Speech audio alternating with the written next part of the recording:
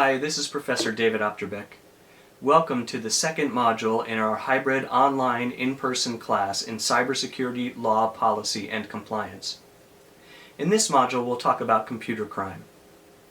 In the first lecture of this module, we'll talk about the varieties of cyber attack, the costs of cyber attack, the actors behind cyber attacks, and the difficulty of coming up with the right legal regime for trying to deal with the problem of cyber attacks. I hope you enjoy the lecture. Hi, this is Professor David Opterbeck. Welcome to the first lecture in the second module of our hybrid online in-person cybersecurity law, policy, and compliance class. This lecture is on the variety of cybercrime and cyber risk exposure. We'll talk a little bit about the different kinds of cybersecurity threats that exist, who some of the actors are that are invoking those threats, and the extent and scope of the risk that some of those threats present.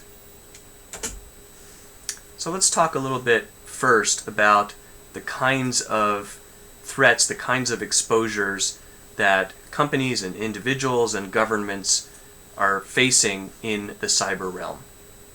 And this slide is from a report by the Ponemon Institute, one of the key consulting entities involved in talking about cyber risk and the scope of cyber risk is the Ponemon Institute. You will also see references to the Verizon data breach report. You'll see references to PricewaterhouseCoopers. A number of these big consulting entities are regularly producing reports that are extremely helpful for us as we try to think about what kinds of risks exist and what some of those costs are. You'll see as we talk about some of these reports, there are some differences in methodology. Part of the problem that we're facing is that really cyber risk and the scope of cyber exposure can be very hard to measure, and that is reflected in some of the differences in methodology.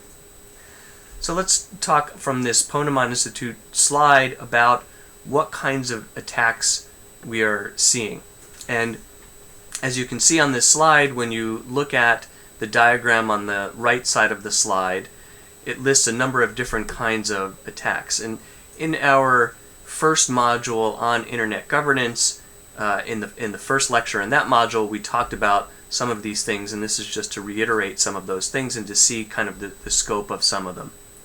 So if you notice, about 11% of attacks in this study resulted from phishing and social engineering. And if you'll recall, phishing and social engineering are the kinds of attacks where the attacker is posing as some kind of trusted resource or entity, like your bank. So you get an email that says it's from your bank. It says, hey, we need you to update your password or your credentials, and if you fall for the attack, you go in and you respond and you update those credentials, but in fact what you're doing is providing your password to an attacker. So those kinds of attacks are important. They are costly, but they're not the largest part. All right, so you can see about 12%, looking down the next part of this slide, are web-based attacks. So these are attacks where you're going to a website and the website is injecting malware onto your system. The website is asking for information that's private information and is taking that information. So various uses of websites that are invoking these attacks. Now, if you kind of go down to the next level, you'll see denial of service attacks. Now, you might be surprised by this. If you recall what a denial of service attack is, it's really a kind of brute force attack. It's the harnessing of a fairly large amount of computer power to overwhelm a computer system and make it so that that computer system really doesn't have access to the internet, to email, to other services. Now, how do you do this? You need a lot of computing power to invoke a denial of service attack. If you recall from the first lecture of the first module on internet governance, we talked a bit about botnets. So a botnet is a group of connected computers that have been compromised often through other sorts of attacks, that someone has control over these maybe millions or tens of millions of computers. It could be your home computer on your desktop or your laptop that you don't even know is connected to a botnet, and there could be a hacker or an organized criminal perhaps somewhere in Eastern Europe that has control over your computer as part of a network of tens of millions of other computers. One of the interesting and frightening things about botnets is that there's actually now a secondary market in botnets. So if you're interested in conducting a denial of service attack, you can go ahead on somewhere on the darknet and rent out for an hour a botnet of many infected computers, and you can use it for these purposes. All right, the next section you see, about 25% in this Ponemon Institute survey, is denial of service attacks, is malicious code attacks. So malicious code attacks is what you think of as viruses, worms, that sort of malware. And there's a kind of wide variety of malware. One of the themes you should kind of pick up on here is that malicious code is often related to denial of service, often related to web-based attacks. So the malicious code might be the first entry point. You download some kind of program, you don't realize it also comes with malware. What that malware is doing is actually opening up a back door so that the hacker now has access to your computer. They might be able to learn your passwords, your other confidential information, but then they also might be able to connect your computer to the botnet and then use your computer in a denial of service attack or something along those lines. We'll also talk in a moment about other kinds of malware that is being used with increasing frequency in the retail sector. And then you'll see about 30% are other sorts of attacks, so kind of a variety of other attacks involving databases, access to databases, and other things like that. So it's a kind of wide range of things, but still really the biggest section is this other malicious code, denial of service, all of which involve activities that often at a very high level are coordinated. You can also see, if you look at the left side of this slide, the average time in the Ponemon Institute survey, the average time required to resolve a cybersecurity incident. Now, you might think that if there's an attack, we've become increasingly sophisticated about the nature of these attacks. We've become increasingly sophisticated about where they come from, about how to sniff them out, about how to resolve them. And to a certain extent, we have. But what you should gather from this is that there is an evolutionary struggle in cybersecurity. That the better we get at security and detection, the better the attackers get at mounting their attacks and hiding their attacks. So yes, we've gotten better at detection, but the average time to resolve a cybersecurity incident, and this is the time that from the attack to the time that it's discovered and the time that it's resolved, has increased significantly, according to the Ponemon Institute, over the past 4 years, from about 2 weeks to about a month and a half, 45 days. So it takes a long time. It takes a lot of resources, and all of that time is time that the enterprise is at risk. Here's another way of looking at this, and as I mentioned, there are different methodologies. It can be hard to measure. A lot of what has to happen is through survey responses. I mean, part of the nature of malware in particular is that you don't know that you're infected until you discover it. Actually, my friends in the cybersecurity industry that do remediation and detecting and mitigation for a living say, assume that you're infected. Assume that your enterprise is affected. Assume that your home computer is infected. It probably is, but even if it isn't, it's safe to assume that it is. And so some of this is kind of hard to measure. That's why you'll see some of the difference. So in the PwC report, you can see this graph and kind of go around it. Again, about 25% hackers, and that kind of correlates to the Ponemon survey talking about malware. You'll see about a quarter, 23%, they don't know where the threats are coming from. But I want you to kind of look around the bottom of this graph, and you'll see some interesting things. Activists or hacktivists. We talked a bit about this again in the first lecture in our first module. These are individuals like the group Anonymous who have some political point to make or some social point to make, or maybe are just doing this for fun. And so they're trying to make some point. They're not necessarily trying to steal some resources or to steal some money, make money off of this. And that's a relatively small percentage. And if you kind of move over, look at these next two categories and in a sense take them together: foreign nation states and organized crime. And we've talked a bit about organized crime already, right? The collecting of a botnet by some organized criminal group in Eastern Europe. A significant amount of this activity involves, at the highest level, organized crime. You actually need to kind of take organized crime and hackers together in a sense. The average hacker might be using malware developed by an organized criminal group. The average hacker might be using a botnet controlled by an organized criminal group. As I mentioned, you can rent a botnet. You can also go on the darknet and buy a ready-made, very user-friendly package of malware. And a lot of that ultimately is controlled by organized crime. Notice just to the left around kind of the circle of that graph is foreign nation states, about 8%. You hear a lot in the news about China. We'll talk about that a little bit more in a moment in this lecture as well. You hear about Russia. You hear about North Korea.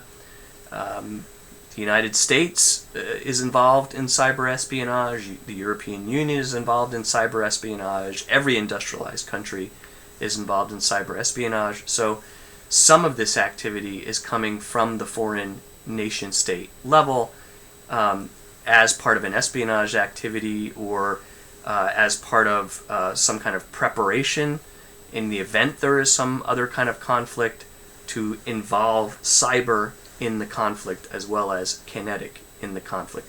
We'll talk more about this whole area in the next module if you take the national security module.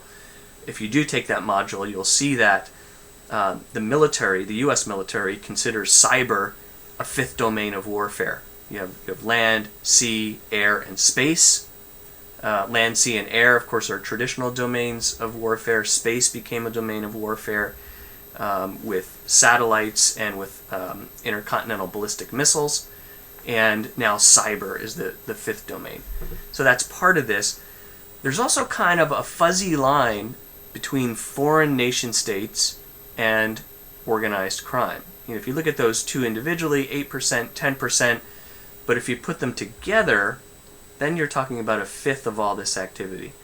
And it can be very, very difficult to attribute where cyber attacks are coming from, and it can be very, very difficult to distinguish whether a nation state is involved, whether organized crime is involved, whether a terrorist group is involved, or whether it's an organized crime or terror group that has a significant degree of connection or influence over a nation state.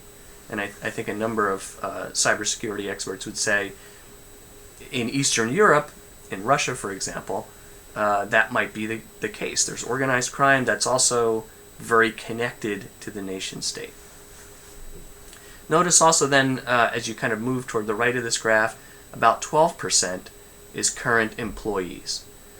So you'll see as we get into the law of the Computer Fraud and Abuse Act over the next couple of weeks that this is a really difficult question. Their insider threats remain very important. If you have an organization of any size with any kind of intellectual property, trade secrets, resources of those kinds, you always have to be on alert for, do I have an employee who might try to take those resources, sell them to a competitor, maybe take them and set up a competing business, and to what extent does the law protect against that? To what extent is that just rough and tumble competition? To what extent is that what we would consider a free movement of markets and labor? can be somewhat difficult questions, but notice that that's an important part of the risk. This is also just a page, this is page 3 of the Waterhouse report, and I wanted to just highlight a bit of the language in this report. Now, to a certain extent, you have to read these reports as partly an effort by the consulting companies to spread FUD. What is FUD? F-U-D, fear, uncertainty, and doubt. Right? Why does a consultant want to do that? Why might a law firm want to do that in its marketing materials? Because you want the client to hire you to help mitigate some of that risk. Right? So you have to kind of take that in context, but I do think that the statements that I'm going to show you are pretty accurate. So I'm just going to call out one of these statements. PricewaterhouseCoopers says cybersecurity incidents are not only increasing in number, they are also becoming progressively destructive and target a broadening array of information and attack vectors. And they go on to say, it's clear that adversaries continue to advance their threats, techniques, and targets. They are investing in technologies, sharing intelligence, and training their crews to attack with purpose and competence. The message you should take from this is that kind of the almost romantic image of the lone teenage hacker in his or her bedroom, breaking into some corporation to sort of mess around in the records, or maybe even to take some information and profit from it. That still is there. There certainly are people like that. We will talk about one person who you might call a hacktivist, Aaron Swartz, who unfortunately committed suicide, partly because of a prosecution that he was involved in. We'll talk about that over the next couple of classes. There are people like that. But in a sense, they are not really the major threat that law enforcement and the law have to begin to come to grips with.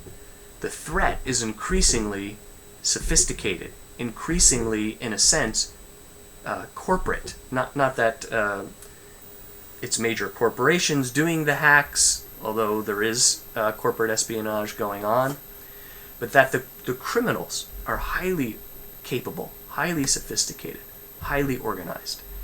I think one of the interesting things for me anyway, and I hope for you when we talked about internet governance broadly in the first module, is the notion that the technology is highly modular, highly distributed. It isn't only a large proprietary corporation that can learn how to use this technology. Anybody can learn how to use it. It isn't only a large proprietary corporation or government that can connect to the technology, to the internet. Anyone can connect to it. The genius of it is that the source at bottom, the code layer, is really open. So that's great. It creates all of these opportunities for commerce, for exchange, for cultural exchange, but it also creates opportunities for nefarious activity, because the criminals and the unlawful hackers and so on can learn how to use this technology and can share it and coordinate it very efficiently as well, and that's what's happening. Here's a slide on the nature of the different kinds of risks from the Verizon 2015 Data Breach Investigation Report. I encourage you to become familiar with the Verizon Report.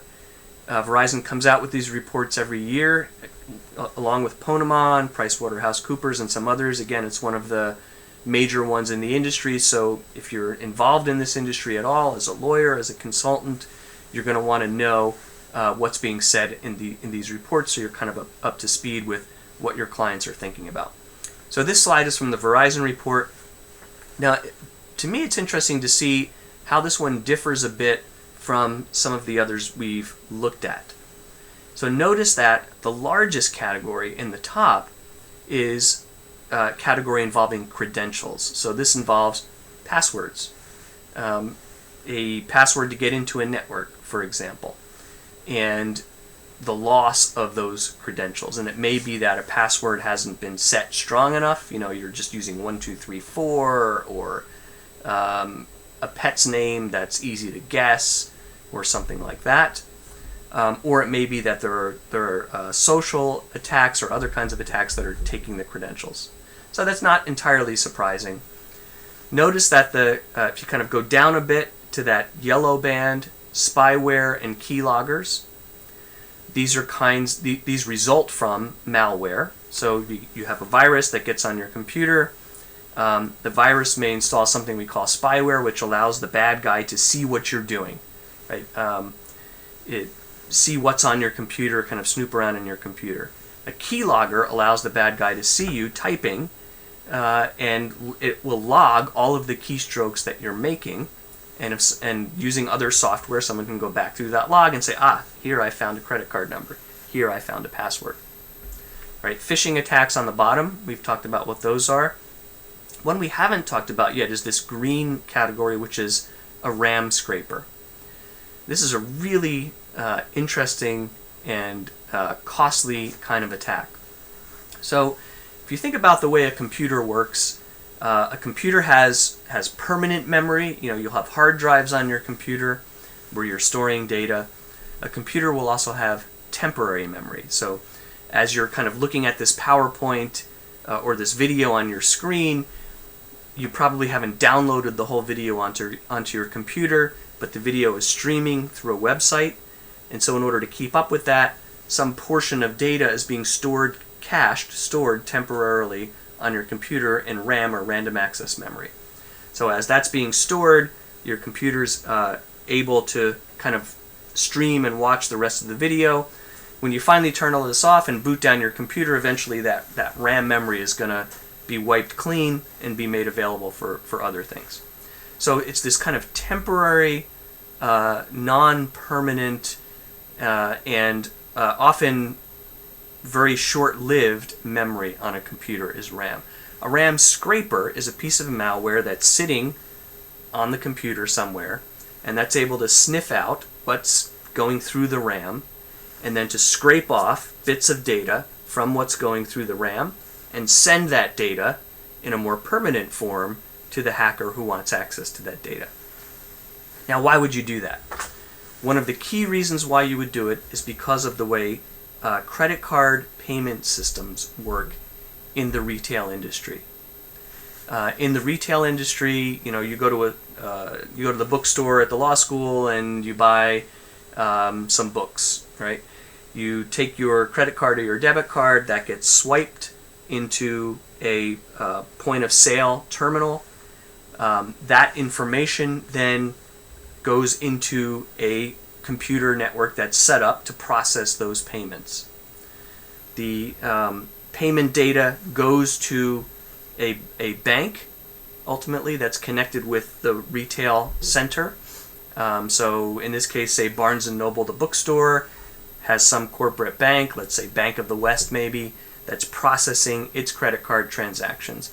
That information then goes to the card issuing bank, the bank that issued you the credit card. There's a confirmation that you have adequate credit, and then the transaction gets processed. The best practice in this industry, in the retail industry, and by and large retailers try to abide by this, is that you don't store permanently that credit card data. You don't want that. That's risky data. You want to only store temporarily in RAM, only for the purpose of processing that transaction. Well, the RAM scraper can sit on the retailer's network and can sniff out as those credit card transactions go through that temporary process. And in doing that, that's one of the main ways that some of these major data breaches, like for example the Target data breach, were accomplished. So very kind of sophisticated, interesting piece of malware that's sort of keeping up with the technology. All right, this next slide talks a little bit about NationState hackers. And I want you to see this for a couple of reasons. One is this is a screenshot of a website called Dark Reading from the publication Information Week. Again, this is a source that you ought to keep up with. I didn't assign you to read this article, but this source, Information Week's Dark Reading, is a key source in the industry, has a lot of great information about some of the threats that are out there and some of the things that are going on. So I wanted you to see it for that. But I also wanted you to see this call out that I have from this article about nation-state hackers. So as I mentioned, where does a nation-state hacker fall? Is it a government doing espionage? Is it then covered by various international treaties that regulate the law of war, that regulate and limit things like espionage? Or are they organized criminal groups, in which case various kinds of criminal law might apply to their activities? Or are they terror groups? Very difficult to say. And so, as the Information Week story suggests, these hackers are really difficult to categorize. They might be directly employed by the government. They might be part of an organized crime group. They might be part of some kind of undefined group. So as we're thinking about the way the law, and in particular the criminal law, ought to deal with computer crime, you have to always be thinking, always kind of have in the back of your mind the fact that you might have some individual, but you might have higher levels of groups, and how does the law address, can the law effectively address those kind of groups? To what extent is this a criminal law issue? To what extent is this an international law issue, maybe international criminal law or other areas of international law? To what extent is this a national security issue? And that's why the modules that we have in this class kind of flow from basics of internet governance, these broad governance issues, to criminal law, to national security. Okay, so that was a bit about the kinds of risks that are faced, the kind of some of the broad difficulties in figuring out how we address those risks. Here is a bit about the costs. And what we're talking about here is primarily costs to enterprises, corporate enterprises, banks, and so on, incurred in trying to deal with a data breach. And as I mentioned, there are some different methodologies. The Ponemon Institute comes out with a report every year on the cost of a data breach. Their methodology tends to focus on the cost per record, and then you kind of aggregate that over the number of records at issue.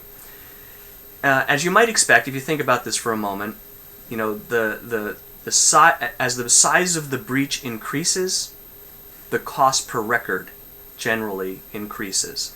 Why is that? Because the more records you have, the larger the breach is, the more detailed of an investigation you might have to do, the harder it might be to root out, so kind of the marginal cost per record might go up.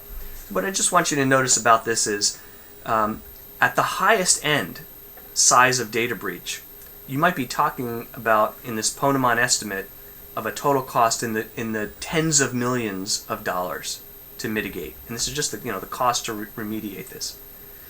At the lower end, you're still talking about a risk in the millions, hundreds of thousands or millions of dollars.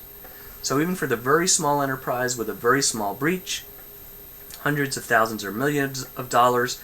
For the larger enterprise with a larger breach, tens of millions of dollars. These are things that can really have a significant impact on the bottom line of any enterprise. Not only do they have a significant impact on the bottom line of the enterprise, they also can have significant general social costs, because this is money that's not otherwise being productively put to use in the economy, in a sense. So we'll talk about that in a moment as well.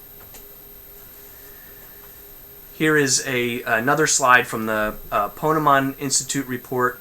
Now, there's two pieces to this. Notice on the right side, the number of successful attacks per company per year.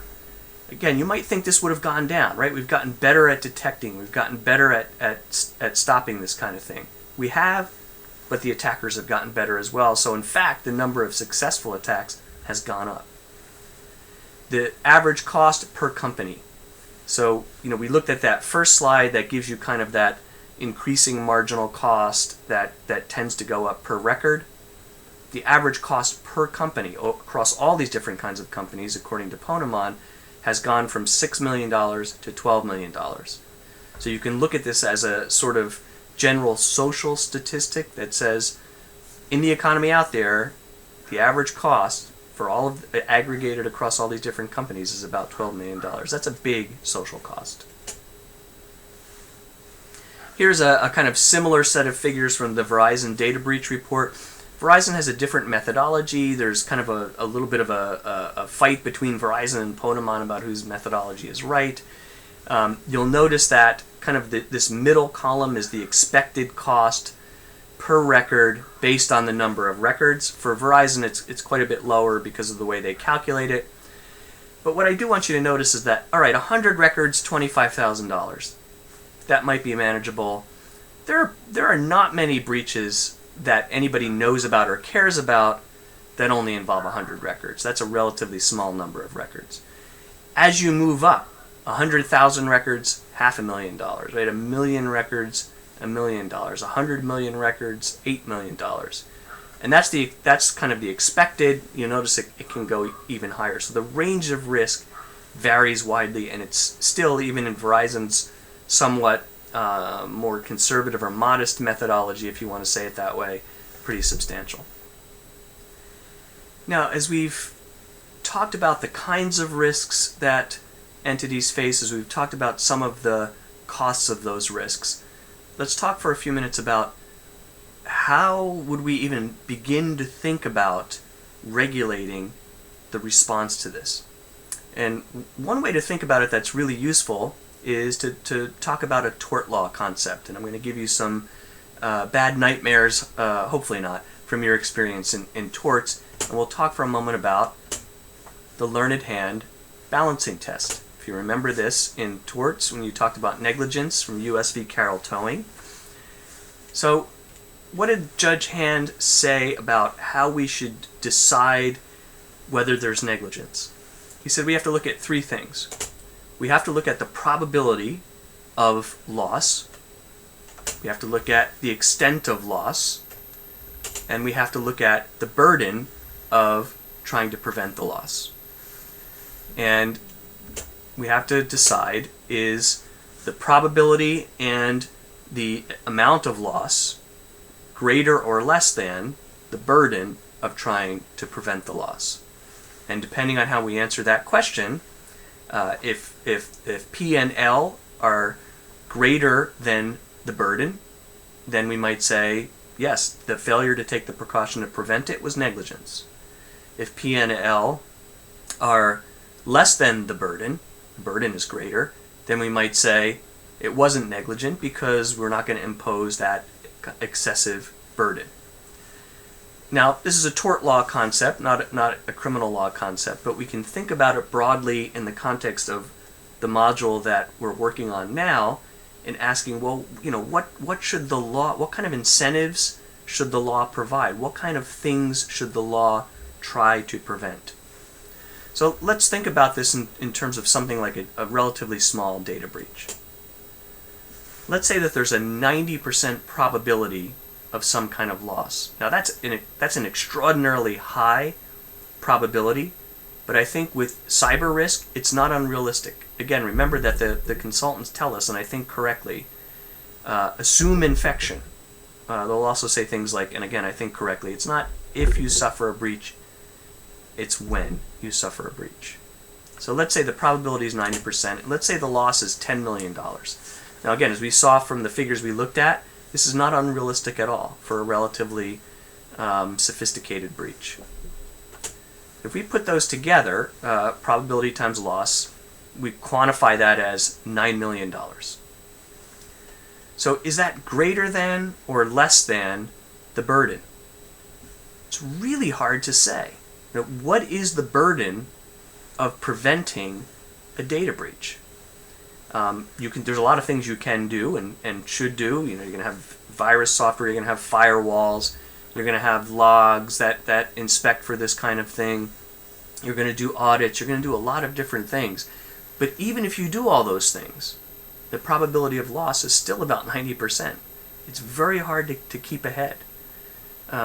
Ultimately, to really mitigate the possibility of loss, you should disconnect from the internet. Now, it may be that with certain kinds of resources, they ought to be disconnected from the internet. When we do the national security lecture, you'll see that the U.S. government as you might expect, has aspects of its information infrastructure that are not, or at least are not supposed to be, connected to the public internet. And so for a business enterprise as well, there might be things you want to keep off the internet, but you really can't do business completely keeping off the internet, or keeping off from connections to the internet. So what is the burden? Very hard to quantify. And what I want to point out from this, it's very hard to figure out exactly where some kind of regulatory regime, a tort law regime, government regulation, and then criminal law ought to step in and have some kind of role here. Part of the issue that we're dealing with in terms of law and economics is a question of externalities. So what are externalities? In economic kind of jargon, externalities are costs or benefits that exceed the private transaction cost. So if you look at this graph, you'll see that you've got demand, and then you've got private costs in terms of the price that's being paid. At some point, what's being supplied, demand, and the private costs come together, and you have sort of the results of the private transaction. A certain price is paid, a certain quantity is received. In sort of an economically perfect world, those would be the only costs involved. The producer's producing something, the buyer's paying something, and we would look at supply and demand curves to figure out what the optimal price and quantity is. But very often there are additional costs that are imposed. A classic example is an economic activity that produces air pollution. So if I'm buying energy from the energy company, I'm paying some price to them. They're paying some money to produce the energy. So those are the costs between us. But in producing the energy, they might produce smoke that then goes across the river and makes somebody else sick. Our transaction is imposing an external cost on someone else. And so if you look at this graph, as you kind of go up and to the left, you see the actual social cost exceeds the private cost. So how do we deal with that in economic theory, regulatory theory? There are a number of ways you deal with that. You might impose a tax. You might impose a liability rule that causes the parties to the original transactions to internalize that externality. You might, if you decide the social cost is too high, criminalize the activity and ban it. So those are some of the responses that you can have. And as we think about the way the law responds to cybersecurity, and in particular the way criminal law responds to cybersecurity, we want to ask, at what level is the social cost so high that we need to criminalize this? As we think about all of that, one of the things we need to keep in mind is something called network effects. Network effects is the idea that as each individual player gets added to the network of exchange, the overall network becomes more and more valuable to everybody else involved. A classic example is a telephone network. So you see in this graph, right, the top is there's two telephones directly connected to each other. That has some value for each of those two people who are connected to that network. Connect a number of more connect 3 more telephones in the second part of this graph.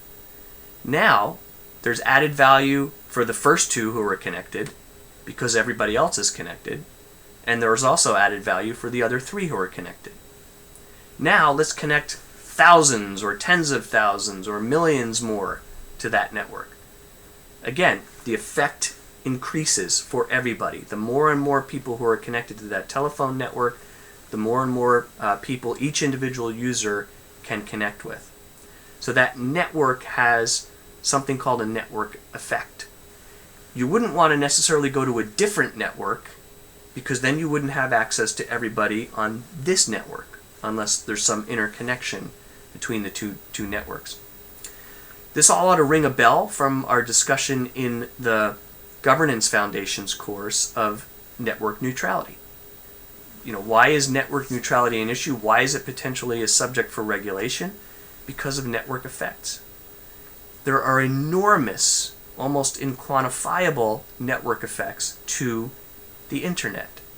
The reason the network is so incredibly valuable as a network is that so many people and businesses and so on throughout the world are all connected to this one network. Now, network effects can produce positive externalities because it produces my individual transaction of connecting to the network only adds a little bit, right? But collectively it adds a lot of benefit. It also can produce negative externalities because as each one is connected to the network, if we think about security, each node on the network presents a certain kind of security risk that also puts the whole network at risk. So if we step back for a moment and we think about legal regulation of security on the network, we can say the problem gets really difficult because there's an enormous social cost to the network, but also an enormous social benefit. So how do we weigh all that out? Who do we put the burden on? Do we put the burden on the individual company to deal with hackers? Do we put the burden on governments to enforce criminal laws against hackers? Do we put the burden on some kind of international system? Because as we've seen, there's international organized crime, there are nation states. Difficult questions. And those are the kinds of things that we'll dive into throughout the course of this semester and then also in the next module on national security. All right, so just to wrap up our lecture for today, some concluding thoughts. Threats come from a variety of directions. Organized crime, nation state, highly organized, highly sophisticated. Motivations are financial as well as strategic. There's a mixture of motivations. There's a lot of money being made, an enormous amount of money being made on cybercrime. There are also strategic reasons, and that's why you see this kind of back and forth between organized crime, nation state, and terrorism. The risk of loss for any individual entity facing cybercrime is very high. The probability of loss is extremely high, but the burden of protective measures also is high. In a sense, the burden could be infinite because you could just disconnect yourself from the internet, in which case you might be putting yourself out of business. So how do we account for these externalities? How do we account for these network effects? How do we account for the levels of sophistication in things that we might define as computer crime? How does that even affect what we define as crime and what we choose to try to enforce even when we have statutes on the books? Those are the questions we'll begin to dive into in the next lecture on the Computer Fraud and Abuse Act. I'll talk to you next week.